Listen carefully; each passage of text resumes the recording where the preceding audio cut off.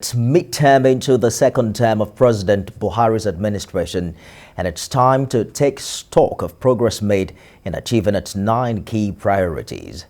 Amid worries about the spike in insecurity, the falling naira, economic uncertainty, as well as extensive external borrowing, this is a government which prides itself as making giant strides in infrastructure development. The president prides his government for establishing the Presidential Infrastructure Development Fund in 2020 with more than $1 billion in funding, and for advances made with the PIDF projects. President Buhari also promised that key projects under the Presidential Infrastructure Fund, such as the Second Niger Bridge and the Lagos-Ibadan Expressway, will be completed within the second term of his administration. On his part, Vice President Yemi Osinbajo says President Buhari deserves the credit for providing steady leadership through the economic crisis of 2020. He urges more synergy between the Central Bank of Nigeria and MDAs, especially when it comes to the various interventions to beef up the economy. The drivers and key macroeconomic priorities. In addition, it is evident that interministerial collaboration is vital to driving increased impact and effective delivery.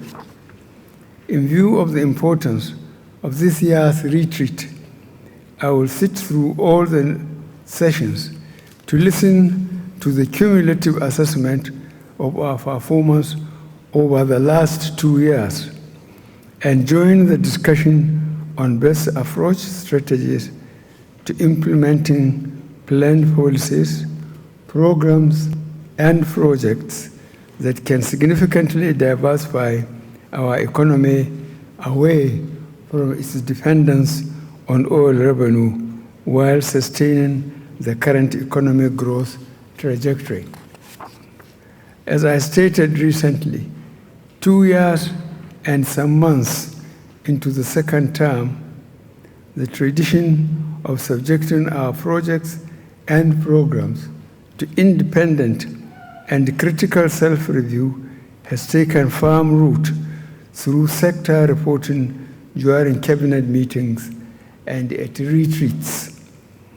These steps have helped to identify and strengthen weak areas, close gaps, as well as build cohesion and synergy in governance to manage the economy and improve the delivery of public goods and services to Nigerians. I am glad to note that over the past 2 years, ministers have rendered reports to the federal executive. This has been supported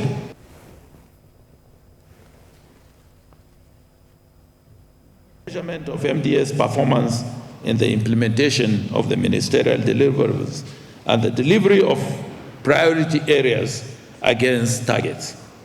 The PMS, which Mr. President would formally unveil today, will be set up in the President's office along with that of the Secretary to the Government of the Federation, as well as in the office of the Permanent Secretary, Cabinet Affairs Office, and the Delivery Unit.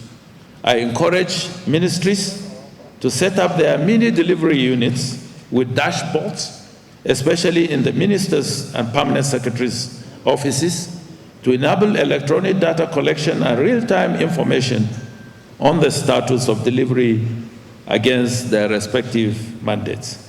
Your Excellencies, distinguished ladies and gentlemen, to address the issue of lack of intermediate targets, annual targets have been split into quarterly intermediate targets at the output and outcome levels to create an early warning system. Delivery capacity is also being built through the CDCU for the delivery managers